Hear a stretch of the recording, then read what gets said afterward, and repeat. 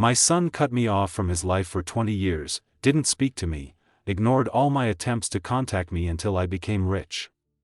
Suddenly, he invited me to Christmas as if nothing had happened. But I had a plan. When I arrived at his house, I smiled and said, "I have a surprise for you." Their faces shone with greed, waiting for my money, but when they saw what I had prepared for them, their faces turned pale and their smiles disappeared. Before we continue, please subscribe to the channel and let us know where you are listening in the comments. The phone rang just as I was settling into my evening routine. The shrill sound cutting through the December silence of my Lincoln home like a blade. I almost didn't answer. Telemarketers had a way of calling right at dinner time, but something made me reach for the receiver. "Dad." The voice hit me like a physical blow.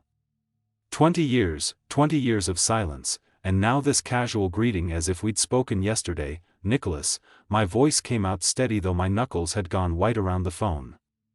"This is unexpected." "Yeah, well," I could hear that familiar nervous laugh, the one he'd used as a child when caught in a lie.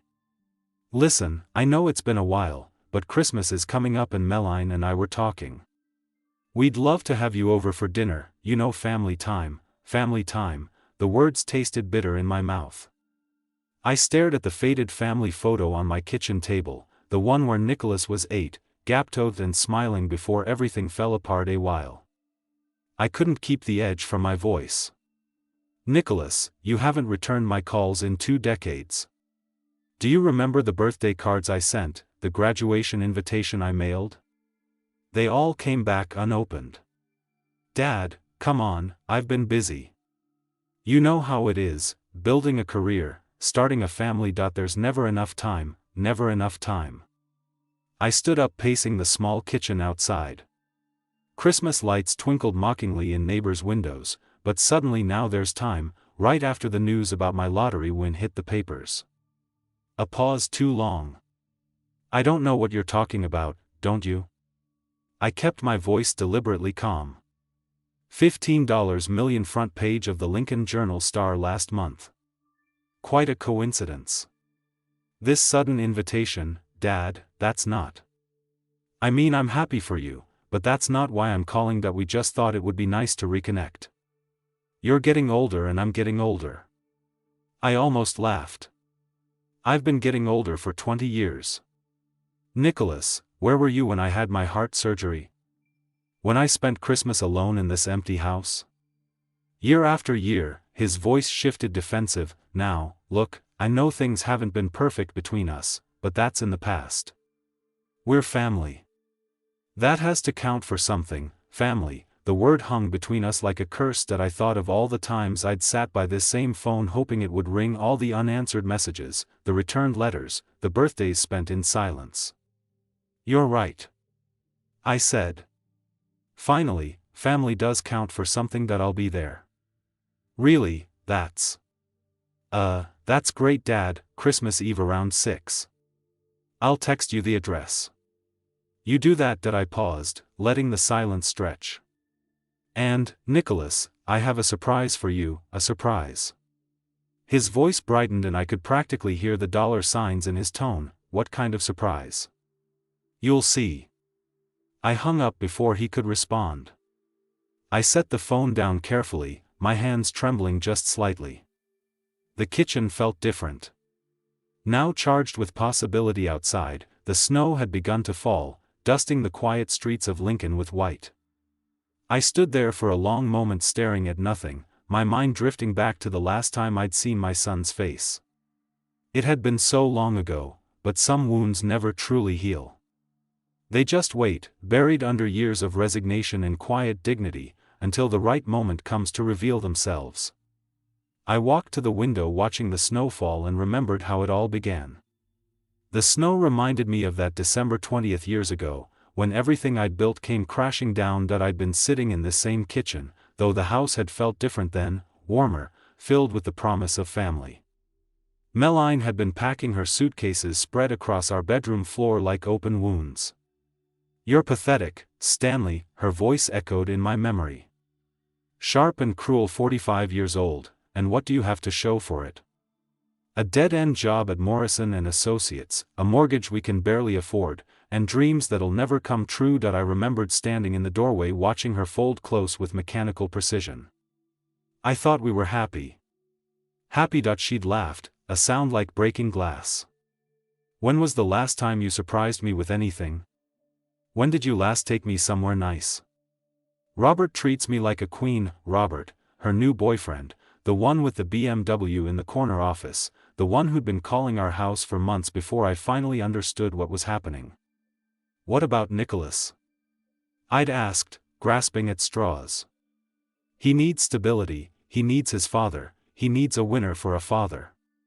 She'd slammed the suitcase shut. All you've ever been is a disappointment.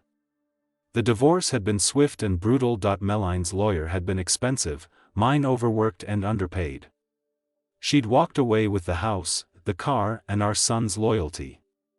I'd moved into this small rental in Lincoln, starting over at 45, with nothing but my accounting job and the bitter taste of betrayal. Nicholas had been 18, then old enough to choose sides. He'd chosen hers without hesitation. Mom's right, he'd said during one of our last conversations, his voice cold, with teenage certainty. You're just making excuses. Maybe if you tried harder, been more successful, none of this would have happened. I'd tried to explain, to make him understand, but he'd already decided. The stepfather had money, influence, connections. What did I have? A small apartment and a broken heart. 20 years of silence followed, 20 years of birthday cards returned unopened, of phone calls that went straight to voicemail, of Christmas mornings spent alone in this quiet house. I'd learned to live with the emptiness, to find meaning in small things, my work, my books, the occasional kindness of neighbors. But I'd never stopped hoping, never stopped believing that someday my son would remember the man who taught him to ride a bike, who'd stayed up all night when he had pneumonia, who'd loved him unconditionally, even when love wasn't enough. The lottery win had changed everything, $15 million tax-free from a ticket I'd bought on a whim at Casey's General Store. The story had made the local news, then the state papers. Within a week my phone had started ringing again. Old friends I hadn't heard from in years, distant relatives I'd forgotten existed. And then, today, the call I'd been waiting for and dreading in equal measure. I walked to my desk and pulled out the folder I'd been assembling for months, bank statements, investment records, legal documents, everything I'd need for Christmas Eve, everything I'd need to show my son exactly what kind of man his father had become. The snow continued to fall outside, covering Lincoln in pristine white. Very soon I'd have my chance to give Nicholas and Meline the surprise they'd been waiting for, but something told me it wouldn't be quite what they expected. I smiled to myself, closing the folder. 20 years was a long time to wait for justice, but some things I'd learned were worth the wait. The isolation had been my teacher, though I hadn't realized it at the time. After the divorce, when the loneliness settled into my bones like Lincoln's winter cold, I'd needed something to fill the endless hours. That's when I discovered my gift for numbers, not just the accounting kind, but the kind that could build empires from dust. It started with a foreclosure notice I'd seen in the Lincoln Journal-Star back in 2008. A small duplex on the south side. Nothing special, but the price caught my eye. While everyone else was running scared from the housing market, I saw opportunity. I drove past the property on my lunch break, noting the solid bones beneath the peeling paint and overgrown yard. That night I spread newspaper clippings across my kitchen table, yellowed edges curling in the lamplight, mortgage rates, property values, market predictions. I devoured them all like a starving man. The old wooden chair creaked under my weight as I leaned forward, calculating risks on the back of utility bills.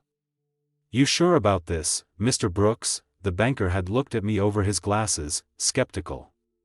Real estate's a dangerous game right now. I'm sure I'd signed the papers with steady hands, though my heart was pounding. It was every penny I'd saved since the divorce, plus a small loan against my modest retirement account. The duplex became my evening project. I'd drive there after work, tools rattling in my trunk, and spend hours scraping paint, fixing leaks, replacing rotted boards. The physical labor felt good, purposeful. For the first time in years, I was creating something instead of just surviving. 6 months later I had tenants, good people, a young couple starting out, grateful for clean walls and working plumbing. The rent covered my mortgage. With a small profit left over, I reinvested immediately, buying another property then another. The Great Recession was my golden opportunity. While others lost fortunes, I built mine quietly, one careful purchase at a time. I learned to read neighborhoods like books, to spot potential where others saw only problems. The midnight calculations became routine, spreadsheets glowing on my computer screen, tracking income and expenses with methodical precision. By 2015, I owned 12 properties across Lincoln. By 2023. I lived in the same small rental, drove the same reliable Honda, wore the same modest clothes, but beneath the surface I was accumulating power, the kind that came from smart decisions made in patient solitude. The lottery win had been luck, sure, but it landed on a foundation I'd built through discipline and determination. $15 million added to what I'd already earned through sweat and strategy that I was worth more than Nicholas could imagine, more than Meline would ever believe possible. I glanced at the clock. Nearly midnight, the snow had stopped falling, leaving Lincoln wrapped in pristine silence. Tomorrow would bring new challenges, new opportunities to prove that the quiet man they dismissed as a failure had become something else entirely. Did Nicholas know the full extent of what I'd accomplished? Did he understand that his father wasn't just lucky but smart? I doubted it. In his mind, I was still the broken man who'd lost everything 20 years ago. But that man was gone, replaced by someone who'd learned to turn loneliness into strength, failure into triumph. The house settled around me with familiar sounds. I had work to do, plans to finalize. Christmas Eve was approaching and I intended to be ready. Morning came, with fresh snow dusting the windows, and I was sipping coffee at my kitchen table. When the phone rang again, the sound made me pause. Cup halfway to my lips. 2 calls in 2 days. After 2 decades of silence, Stanley Meline's voice hit me like a cold wind, still that same breathy tone she'd used when she wanted something, though age had roughened the edges. I hope you don't mind me calling that I got your number from Nicholas. I set my coffee down carefully. Meline. How thoughtful of you to reach out. Listen, I know things ended badly between us, but we have a son together, that has to count for something, right? Nicholas is in trouble, Stanley, real trouble.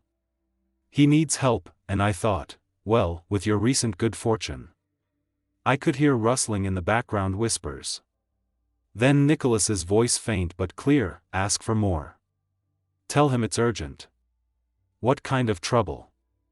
I kept my voice neutral, though my grip tightened on the receiver. His business, you know how it is.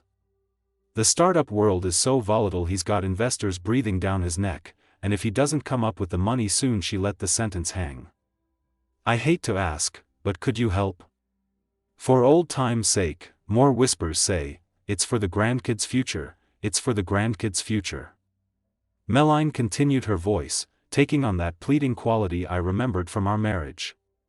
You don't want them to suffer because of business problems, do you? I watched the steam rise from my coffee cup, thinking of all the times I'd fallen for this routine, the manufactured crisis, the emotional manipulation, the way she'd always known exactly which buttons to push. How much, I asked. Well, 200,000 would cover the immediate problems, but if you could stretch to 300, another whisper, maybe 400, just to be safe. I almost laughed. $400,000 asked for as casually as borrowing sugar from a neighbor. I see, Stanley, I know you're angry about the past, but this is bigger than our problems. This is about family, about doing what's right, what's right. I repeated the words slowly. Tell me, Meline, what was right about 20 years of silence? What was right about returning birthday cards unopened? What was right about teaching our son to treat his father like a stranger? Her voice hardened. That's ancient history that we're talking about now, about your son's future. I won't give you a cent. The words came out cleaner than I'd expected, without anger or bitterness. Just fact. What she sounded genuinely shocked. Stanley, you can't be serious. You won millions of dollars, what's a few $100,000, to help your own son? Not a cent, that I repeated. Not now, not ever, but you love him, you're his father, how can you just abandon him when he needs you most? I thought of all the times I'd needed them, all the reaching out that had been ignored. I learned from the best. You're making a mistake. You'll regret this. I don't think I will. The line went dead. She'd hung up on me just like that. I set the phone down and watched the snow continue to fall outside my window. The silence felt different now, not empty, but full of possibility. I'd passed the test. 20 years ago I would have written the check, desperate to buy back their affection. But the man I'd become understood something the old Stanley never had. Respect couldn't be purchased, and love that came with a price tag wasn't love at all. That I finished my coffee and began planning my next move. Christmas Eve was still days away, but I had a feeling my son and his mother weren't done with their little scheme. That was fine, that I'd waited 20 years for this moment. I could wait a little longer to see exactly how far they'd go. The phone sat silent on the table and I found myself almost hoping it would ring again, because each call made my Christmas surprise a little sweeter, a little more justified. They thought they were dealing with the same broken man who'd lost everything decades ago. They had no idea who they were really up against. Sleep evaded me that night, and by dawn I knew what I had to do. The morning light cast long shadows across my kitchen floor as I sat with my coffee, staring at the phone. One more test, one final confirmation of what I have already suspected. I picked up the receiver and dialed Nicholas's number, my fingers steady, despite the weight of what I was about to do.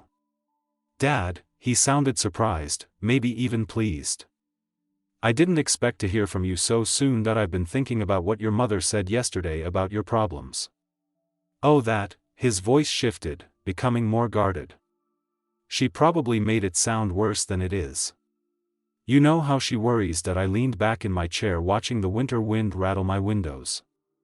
"Actually, Nicholas, I called because I have some problems of my own, problems, financial ones." I let the words hang in the air, noting how his breathing changed. "I'm afraid I made some terrible decisions with my lottery winnings, got caught up in cryptocurrency trading. You know, Bitcoin, Ethereum, all those digital currencies everyone was talking about?" "Oh no," but his tone wasn't sympathetic. It was calculating. "How bad is it?" "Pretty bad, lost most of it in a market crash last week. Volatile investments, they warned me. But I thought I knew better." I paused, letting him absorb this fabrication. "I might have enough left to cover Christmas dinner, but not much more." The silence stretched between us, broken only by the hum of the phone line. That I could almost hear his thoughts shifting, recalibrating. "Well," he said, finally, his voice cooler than Nebraska winter. That's really unfortunate, Dad. That I guess these things happen." "They do." I waited, giving him a chance to offer comfort, support, anything that might resemble filial concern. "So, about Christmas," he cleared his throat. "Maybe it would be better if you didn't come this year. I mean, with everything you're dealing with, you probably need to focus on getting your finances sorted out." There it was, the mask slipping completely away. "I see." I kept my voice neutral, though inside I felt a cold satisfaction. "So the invitation is off the table. It's just. You understand, right? Meline's been planning this big meal and we were kind of counting on. Well, anyway, it's probably better this way, less stress for everyone, less stress." That I nodded to myself. "Of course, I wouldn't want to burden you with my presence, Dad. Don't be like that. It's just practical. When you get back on your feet, we'll definitely get together." When I get back on my feet, I smiled grimly. "Right, look, I have to run conference call in 5 minutes, but we'll talk soon, okay?" The line went dead. Before I could respond, I set the phone down and stared out at the snow-covered streets of Lincoln. 20 years of silence, and the moment they thought I was broke again, it was back to radio silence. I'd known it would happen, but having it confirmed so brutally still stung.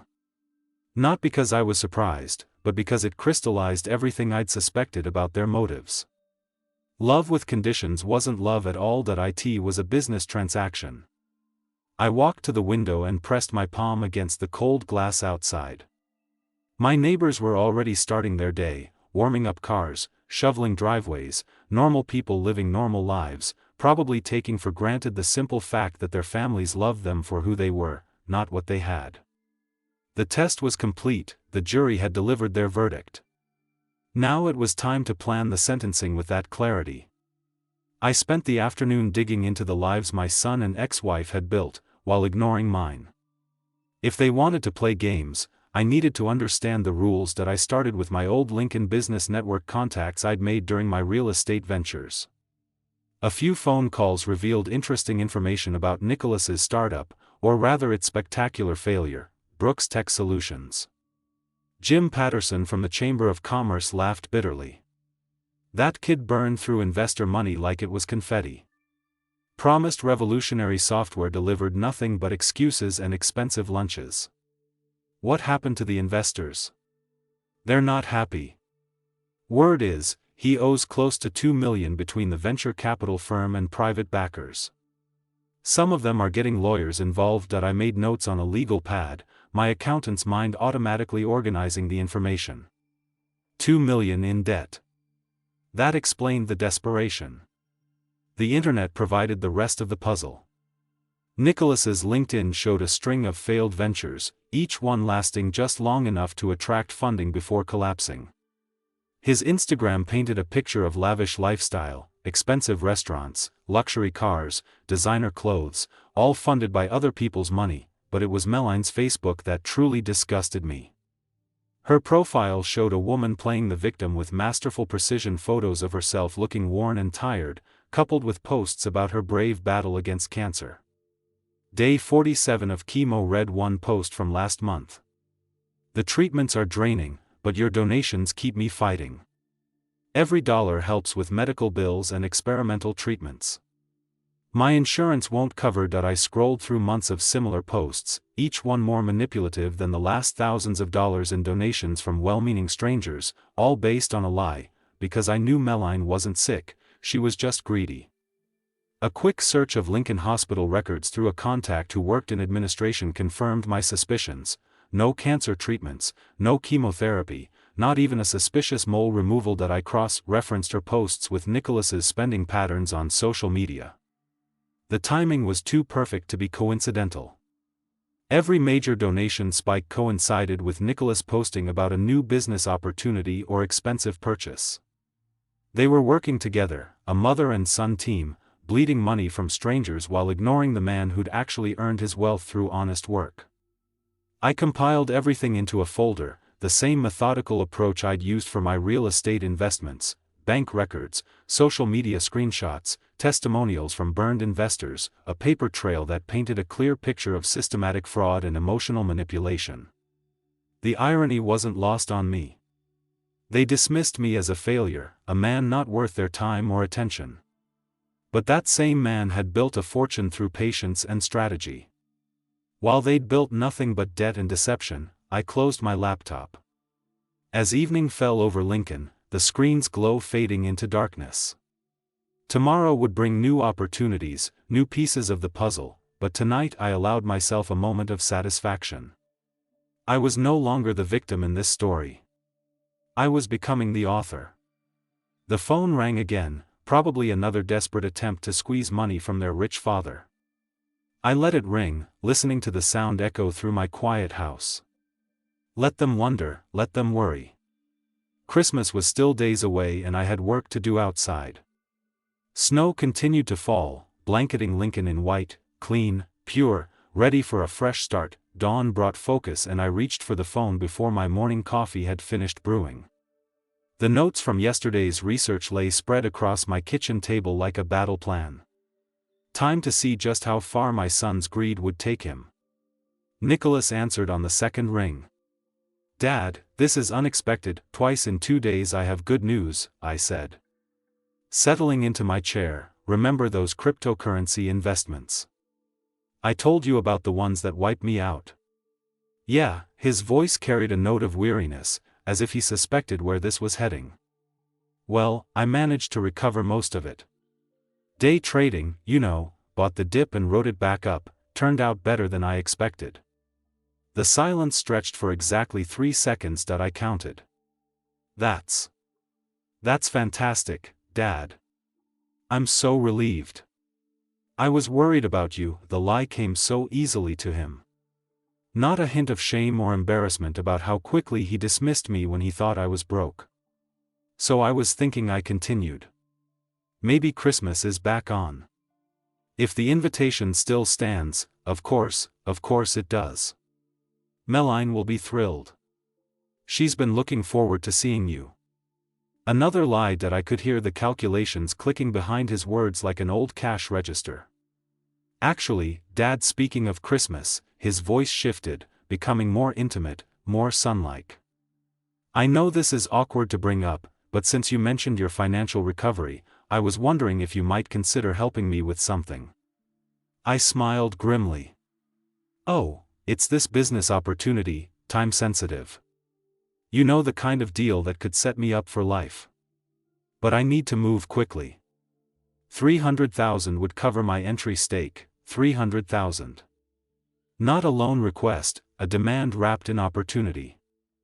Speak, that's a significant amount, Nicholas, I know. But Dad, this isn't just about me. It's about securing the family's future, your grandchildren's future. And honestly, after everything that's happened between us, I thought this might be a way to, start fresh. The manipulation was breathtaking in its audacity. Family, grandchildren, fresh starts, all the buttons he thought would work on the man I used to be. Tell me more about this opportunity, I said, injecting just enough interest to keep him talking. It's in the tech sector, AI development, actually revolutionary stuff. The initial investors are projecting returns of 500% within 18 months, the same pitch he'd probably used on his previous victims. I wondered if he'd even bothered to change the numbers. 500%. That sounds almost too good to be true. I know it sounds crazy, but, Dad, that's how these breakthrough technologies work. Remember when Bitcoin was nothing, the people who got in early made fortunes. I let the silence hang between us as if I were genuinely considering it. In truth, I was marveling at how completely he'd revealed himself. No mention of paying me back, no acknowledgement of the 20 years of silence, just his hand out, palm up, waiting. I'll need to think about it, I said. Finally, of course, but Dad, time really is a factor here. The window closes after Christmas, so if you're going to do this, we'd need to move fast. The urgency was manufactured, of course. Create pressure, eliminate time for second thoughts. Classic con artist tactics that I understand. Let me sleep on it. That's all I can ask, and Dad, thanks for even considering it. It means everything to me. I hung up and sat back in my chair watching the morning sunlight glint off my notepad. He'd taken the bait completely. No suspicion, no questions about how I'd recovered my losses so quickly, just pure, undiluted greed. I picked up my pen and wrote a single word: confirm. 20 years of silence. And now he wanted $300,000 based on a 5-minute phone call. The audacity was almost admirable. In its brazenness, almost. I glanced at my watch. The business day was just beginning and I had other calls to make, other pieces to put in place. Nicholas thought he was playing me, but he had no idea. The game had already begun. With that bait set, I turned to the contacts I had compiled during yesterday's research. The investors Nicholas had burned deserved to know where their money had gone and where the man who'd taken it was hiding. I started with the venture capital firm. First, the receptionist transferred me to a Mr. Davidson who sounded tired even at 9 in the morning. You're calling about Nicholas Brooks? His voice sharpened. What's your connection to him? I'm someone who believes in accountability, I said carefully. I understand he owes your firm a considerable amount of money. Considerable is an understatement. We're talking about deliberate fraud, but he's vanished. No forwarding address, no contact information. Our lawyers are frustrated. What if I told you I knew exactly where he was? Davidson's chair squeaked as he leaned forward. I'm listening. Lincoln, Nebraska. He's been hiding there for months, living at his mother's house while planning his next scheme. I provided the address, phone number, and social media evidence I'd gathered. Davidson's excitement was palpable. How do you know all this? Let's just say I have a personal interest in seeing justice done. After Davidson, I contacted the 3 private investors Nicholas had named on his failed company's registration documents. Their reactions were remarkably similar: initial skepticism, followed by barely contained rage. When I provided proof of his whereabouts, "That little weasel," growled Helen Martinez, who'd lost $50,000 in his solar panel startup. I knew he was hiding somewhere. My lawyer said we'd need a private investigator to track him down. Consider the investigation complete, I said. I'm also sending you evidence of his current lifestyle. Social media posts showing expensive purchases, restaurant visits, luxury items, all while claiming bankruptcy. By noon I'd contacted 7 investors.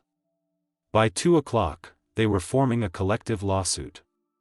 By 3, they had a conference call scheduled with their legal teams. I sat back in my home office, surrounded by papers and screenshots, listening to my phone ring with updates. Each call brought more satisfaction than the last. "Mr. Anonymous," Davidson said when he called back, "I don't know who you are, but you've given us exactly what we needed. We're filing emergency motions to freeze his accounts and seize any assets we can find. How quickly can you move? We're talking days, not weeks. Christmas might be very interesting for Mr. Brooks." I filed away Davidson's business card with the others, creating a neat stack of consequences. For 20 years, Nicholas had lived without facing accountabilities for his actions. That was about to change. The phone rang again. This time it was Helen Martinez. "Our lawyers are coordinating with the others. We're going to hit him from all sides simultaneously. And no more hiding, no more games." I'm glad I could help. "One more thing," she said, "when we find him, and we will find him, I want to thank you properly. You've given us hope."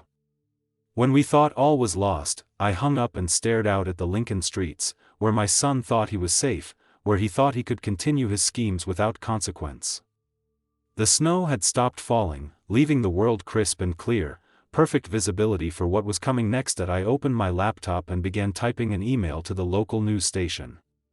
If Nicholas wanted to play games with other people's money, perhaps it was time Lincoln knew what kind of neighbor they had. With alliances forming, I drove out the following afternoon to gather the final piece of evidence I needed. St. Elizabeth's Hospital sat on the east side of Lincoln, its brick facade dusted with snow, and I parked in the visitor lot with a sense of purpose I hadn't felt in years. The automatic doors whooshed open, releasing that familiar antiseptic smell that always reminded me of my own heart surgery years ago, the one Nicholas hadn't bothered to visit me for. I walked through the lobby, my footsteps echoing on polished floors past families clutching flowers and worry. I found Janet Morrison in the medical records office, a woman I'd known since my accounting days when I'd handled the books for her late husband's dental practice. She looked up from her computer with surprise. "Stanley Brooks, what brings you here on a day like this?" "Hello, Janet, I need a favor, and I know this is delicate territory." Her expression shifted to weariness. "What kind of favor?" I pulled out a business card from Davidson's firm. "I'm helping with a fraud investigation. There's a woman claiming cancer treatments she never received, collecting donations under false pretenses.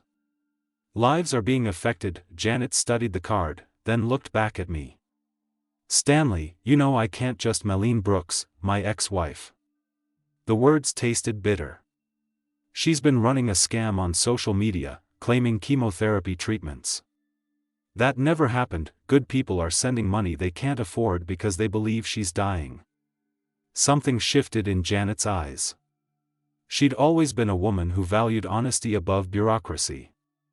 "This stays between us," she said quietly. 20 minutes later, I sat in my car reviewing the printouts, clean medical history going back 5 years, routine checkups, dental cleanings, a minor sinus infection last spring, not one oncology appointment, no chemotherapy, no cancer diagnosis of any kind. The fluorescent hospital lights cast stark shadows across the papers. As I read every detail, each page confirmed what I'd already known. Meline's entire cancer story was fabricated. Every donation, every sympathy message, every prayer sent her way was based on an elaborate lie. I tucked the records into my coat pocket, feeling their weight against my chest like armor. The drive home through Lincoln's quiet streets gave me time to process what I'd uncovered. Snow fell steadily, coating the world in white, making everything look clean and new. For a moment, sitting at a red light, I wondered if I was crossing ethical lines. These were private medical records obtained through personal connections rather than proper channels, but then I thought of the families sending $20 bills they couldn't spare, believing they were helping a dying woman fight for her life. The light turned green and I drove on. Sometimes justice required getting your hands dirty back home. I placed the records in my folder next to the investor information and lawsuit confirmations. 3 separate angles of attack, all carefully orchestrated, all perfectly timed. Nicholas and Meline had spent 20 years believing they were smarter than everyone around them. Tomorrow would test that theory. I glanced out my kitchen window, where Christmas lights twinkled in neighbors' windows, and allowed myself a smile. The holiday season was about to become very interesting for the Brooks family. The phone rang one more time that evening. I let it go to voicemail already, knowing it would be Nicholas or Meline with another urgent request or manufactured crisis. But their time for making demands was running out. After tomorrow they'd be too busy dealing with consequences to bother their poor, forgotten father. I poured myself a cup of coffee and settled in to review my plans one final time. Christmas morning was only hours away. Christmas dawned crisp and clear, and I gathered myself for what would be the most satisfying holiday in 20 years. I dressed carefully, not too formal, not too casual, and drove across town to the address Nicholas had texted me weeks ago. The house sat in a newer development, all vinyl siding and identical landscaping, with Christmas lights strung unevenly across the porch that I could see shapes moving behind the windows, probably Meline fussing over last-minute preparations, while Nicholas counted imaginary profits from his fictional investment opportunity. I rang the doorbell, arranging my face into what I hoped looked like grandfatherly enthusiasm. Dad. Nicholas opened the door with arms spread wide, as if we'd been having weekly dinners for years. Instead of radio silence, "You made it, come in, come in." Meline appeared behind him, thinner than I remembered, but with that same calculating look in her eyes. "Stanley. Oh, it's so wonderful to see you. You look prosperous." I stepped into their warm living room, noting the expensive furniture that didn't quite match the oversized television, the designer bags carelessly draped over chairs, all purchased with other people's money. "No doubt, thank you for having me," I said, hanging my coat on their rack. "I brought something special for later. A surprise for both of you." Their eyes lit up immediately. "A surprise?" Meline clasped her hands together. "How thoughtful." We sat down to dinner at a table that could have fed 12, loaded with dishes that looked impressive but tasted like they'd come from the grocery store. Deli Nicholas carved the turkey with theatrical flourish, while Meline filled wine glasses and peppered me with questions about my recovery from the cryptocurrency losses. "So fortunate that you managed to bounce back," she said, not quite meeting my eyes. "These market fluctuations can be so unpredictable." "Indeed, they can." I agreed, cutting my turkey into precise pieces, "but I've learned to be more careful about who I trust." With financial advice, Nicholas launched into a detailed explanation of his AI investment opportunity, complete with projected returns and timeline urgency. I nodded along, asking questions that made me sound interested, while watching their faces grow more animated with each perceived sign of my willingness to invest. The knock came just as Meline was serving dessert. Sharp, authoritative, the kind of knock that meant business. Nicholas frowned, setting down his fork. I wasn't expecting anyone. He walked to the front door, Meline and I trailing behind. Through the window, I could see a man in a dark coat holding an envelope. "Nicholas Brooks?" the man asked when the door opened. "Yes, you've been served." He handed over the envelope and turned to leave. Nicholas stared at the papers, his face draining of color as he read, This can't be right. What is it, honey? Meline peered over his shoulder. It's a lawsuit, multiple lawsuits, the investors they found me. His hands shook as he flipped through pages of legal documents, emergency asset freezes, demands for restitution, criminal fraud allegations. How did they even know where I was? His voice cracked slightly. I maintained my concerned grandfather expression, while internally savoring every moment of his panic. Oh no, Meline said, reading over his shoulder. Stanley, this is terrible timing. Right during Christmas dinner, these things have a way of catching up with people that I observed. Mildly, Nicholas was pacing now, running his hands through his hair. I need to call my lawyer? No, I need to get out of here. They could freeze everything, the house, the accounts, everything. How much do they want? Meline asked. 2 million plus damages plus interest. He looked like he might be sick. Meline turned to me with that familiar expression I remembered from our marriage, the one that appeared whenever she needed something expensive. Stanley, she said carefully. I know this is awkward, but Nicholas's family, our son, and, with your recent good fortune, maybe you could help with the legal fees just until this gets sorted out. She reached for her phone, probably to start calculating exactly how much she thought she could extract from me. I smiled at her, the same patient smile I'd worn for 20 years of manipulation and dismissal.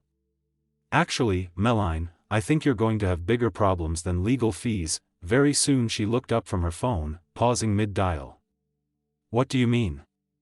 I know someone who specializes in fraud cases, she said, her voice taking on that determined tone I remembered from our marriage. A Facebook friend, brilliant lawyer, handles these kinds of situations all the time.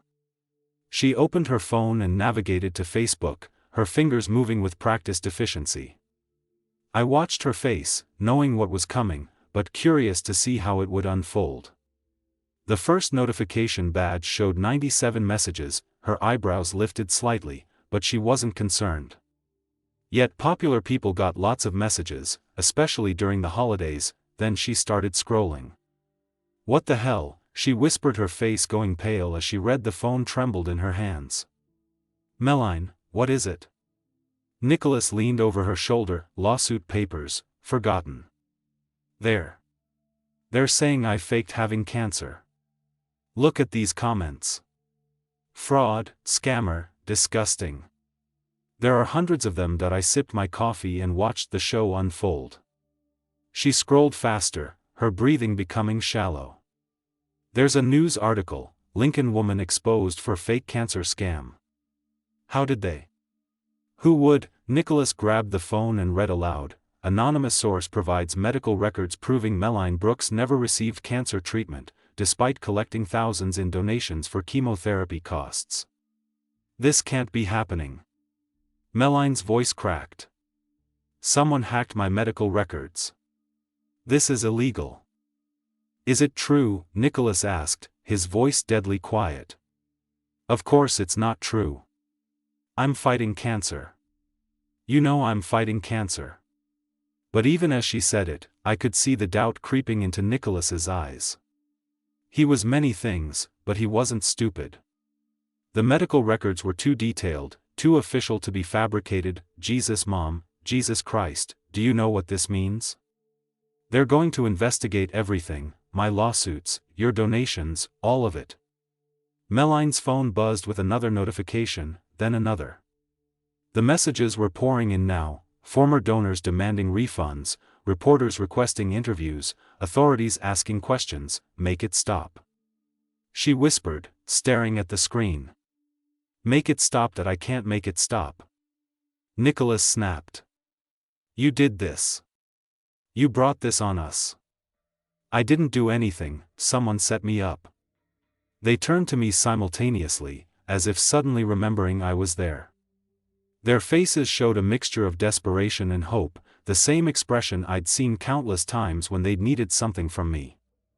Stanley, Meline said, her voice becoming honeyed. Despite the panic, you said you had a surprise for us. Please tell me.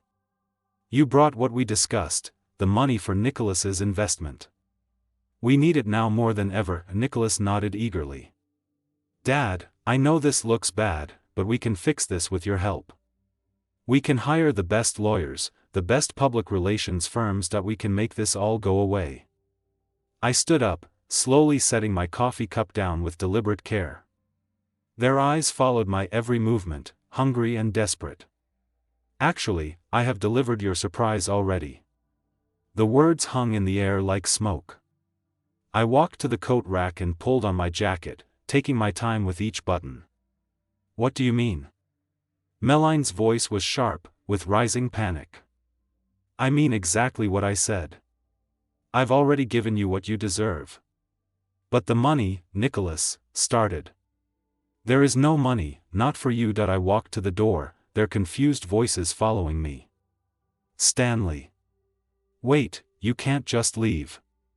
We need to talk about this, but I was already turning the handle, stepping out into the cold Nebraska night. The door closed behind me with a soft click, cutting off their pleas and protests. I walked to my car without looking back, though I could see the warm glow of their living room window in my peripheral vision. Inside, they were probably still trying to process what had just happened, still believing they could manipulate their way out of consequences. The engine started smoothly and I pulled away from the curb. In my rearview mirror, I saw a figure appear at the window, Nicholas, probably watching me disappear into the darkness. 20 years of silence, 20 years of dismissal, 20 years of treating me like I didn't exist. Now they knew exactly how that felt. Days blurred into weeks and reports trickled in through Lincoln's tight-knit network of gossip and genuine concern. The story had legs, as they say, in the news business, and it ran far and wide. Janet from the hospital called first Stanley. I hope I did the right thing. The authorities contacted me about those records. Turns out someone had anonymously tipped them off about the fraud. I'm sure you handled it appropriately, I said, stirring sugar into my morning coffee. The local news picked it up than the state papers. Something about it just caught people's attention. Maybe the audacity of faking cancer for money. Other updates came through: chance encounters at the grocery store, casual conversations with neighbors, fragments of information that painted a picture of systematic collapse. Nicholas's court battles had been swift and brutal.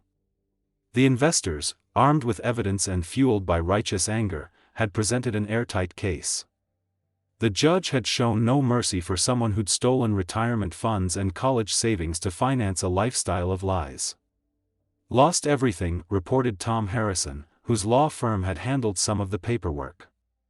House, car, bank accounts, had to move back in with his mother, if you can believe that.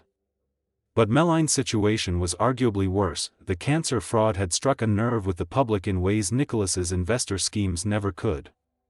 People could understand bad business deals, but faking terminal illness crossed a line that couldn't be uncrossed. Her Facebook page had become a wasteland of angry comments and demands for refunds. The local news had run a follow-up story about how her fake treatments had coincided with promoted miracle cures and unproven supplements, suggesting she'd been profiting from desperate people's hope in multiple ways. Fraud charges are likely mentioned, Carol, from the library where I'd started volunteering on Tuesday mornings. The district attorney's office is taking it seriously, but the most satisfying update came from an unexpected source: the mail carrier. A young woman named Sarah, who'd been following the story, stopped by my house with a package and couldn't help sharing what she'd seen. I delivered a bunch of registered letters to that address yesterday, she said, referring to Nicholas's house legal documents. By the look of them, the woman who answered the door, his mother. I think she looked like she'd aged 10 years. I thanked her and went inside feeling something I hadn't experienced in decades: complete peace. The spring that followed was a revelation. I discovered that freedom from resentment was like recovering from a long illness. Suddenly, the world had color again. I took my first real vacation in years, driving through the Rocky Mountains, staying in small towns where nobody knew my story. In Colorado, I met a retired teacher named Margaret, who told me about her volunteer work with literacy programs. By the time I returned to Lincoln, I'd signed up to help adults learn to read. It felt good to build something instead of just tearing down. The community center where I volunteered was full of people who'd faced real challenges, job loss, family problems, health issues, and had chosen to move forward instead of backward. Their resilience put my own struggles in perspective. "You seem different," observed Father Martinez from St. Mary's, where I'd started attending again, lighter somehow. He was right. The weight I'd carried for 20 years had lifted, leaving room for things I'd forgotten. I enjoyed books, long walks, conversations with people who valued honesty over profit. That I still lived in the same modest house, still drove the same reliable Honda, but now these things felt like choices rather than limitations. I had enough money to live anywhere, do anything.